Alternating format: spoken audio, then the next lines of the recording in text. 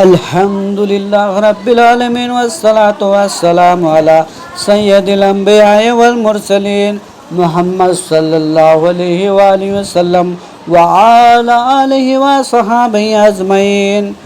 10 محرم الحرام 61 ہجری کا سورج غروب ہوا تو میدان کربلا میں ایک دل ہلا دینے والے خاموشی چھا گئی۔ حضرت امام حسین رضی اللہ عنہ جو رسول اللہ صلی اللہ علیہ وسلم کے نواسے تھے، اپنے اہل خاندان اور وفادار ساتھیوں کے ساتھ شہادت کا عظیم مرتبہ پا چکے تھے۔ زمین شہداء کے پاکیزہ خون سے شب تھی اور خیموں میں صرف خواتین، بچے اور حضرت امام زین العابدین باقی تھے، جو شدید بیماری کی وجہ سے جنگ میں شریک نہ ہو سکے تھے۔ جنگ کے اختتام کے بعد لشکر نے خیموں کا رخ کیا۔ تاریخی روایات کے مطابق خیموں کا سامان لوٹا گیا اور انہیں آگ لگا دی گئی۔ معصوم بچے خوف کے مارے ادھر ادھر بھاگنے لگے۔ اس کٹھن وقت میں حضرت زینب نے غیر معمولی صبر اور حوصلہ کا مظاہرہ کیا۔ اب بچوں کو سنبھالتی رہی اور انہیں ایک جگہ جمع کرتی رہی۔ اس کے بعد شہداء کے سروں کو نیزوں پر بلند کیا گیا اور اہل بیت کی خواتین اور بچوں کو قیدی بنا لیا گیا۔ یہ منظر اسلامی تاریخ کے سب سے دردناک مناظر میں شمار کیا جاتا ہے۔ قافلہ کوفہ پہنچا تو وہاں کے لوگ یہ دیکھ کر حیران رہ گئے کہ رسول اللہ صلی اللہ علیہ وسلم کے خاندان کو قیدی بنا کر لایا گیا ہے۔ بہت سے لوگ رونے لگے اور اپنے کیے پر نادام ہوئے۔ حضرت زینب نے اہل کوفہ سے خطاب کرتے ہوئے انہیں ان کی بے وفائی یاد دلائی۔ آپ نے فرمایا کہ تم نے وعدے کیے پھر انہیں توڑ دیا۔ تمہاری آنکھیں رو رہی ہیں لیکن یہ آنسو اس ظلم کا کفارہ نہیں بن سکتے۔ حضرت امام زین العابدین نے بھی اپنا تعریف کرتے ہوئے فرمایا کہ ہم نبی کریم صلی اللہ علیہ وسلم کے اہل بیت ہیں۔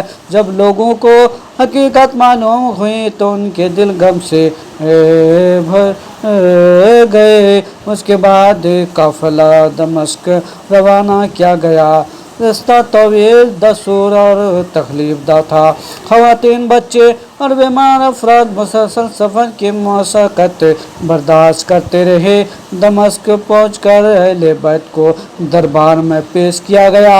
حضرت زینب نے نہایت جرأت، وقار اور ہمت کے ساتھ خطاب کیا۔ آپ نے واضح فرمایا کہ ظلم ہمیشہ باقی نہیں رہتا بلکہ اللہ تعالیٰ کے نزدیک کامیابی اہل حق ہی کی ہوتی ہے۔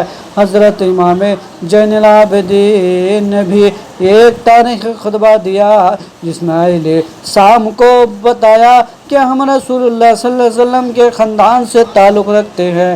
اس خطبہ کے بعد بہت سے لوگ پر حقیقت واضح ہوئی اور وہ غمگین ہو گئے۔ بعد از تاریخی روایات کے مطابق اہل بیت کو رہا کر دیا گیا، پھر وہ مدینہ منورہ واپس تشریف لے گئے۔ مدینہ میں جب یہ قافلہ داخل ہوا تو ہر طرف غم اور افسوس کی فضا تھی۔